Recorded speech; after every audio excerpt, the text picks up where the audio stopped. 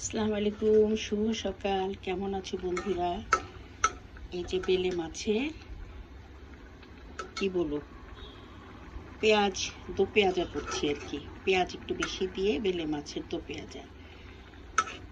সবাই পছন্দ করো তোমরা বেলে মাছ, আমরাও পছন্দ করি। এটা খুব পপুলার একটা মাছ, দামেও মোটামুটি ভালো। আমরা মানুষ দুজন খাই, তাই মাছের সংখ্যাও কম। কারণ বেশি রান্না করলে আমার বাসি হয়, বাসি তরকারি আমরা খাই না। তো আমরা অল্প অল্প করেই রান্না করি, দুজন মানুষ মাছ খাই, অল্প অল্প রান্না করি, অল্প অল্প করে খেয়ে ডেলি শেষ করে ফেলি। তো চিন্তা করলাম যে তোমাদের সাথে একটু তোমার এটা শেয়ার করি। আর মিষ্টি লাউ দিয়ে তোমার ছোট চিংড়ি দিয়ে রান্না করেছি, ওটা অলরেডি হয়ে গেছে। ওটা দেখানোর কিছু নাই, বেলে মাছটা দেখাতে ইচ্ছা হলো তাই দেখাচ্ছি।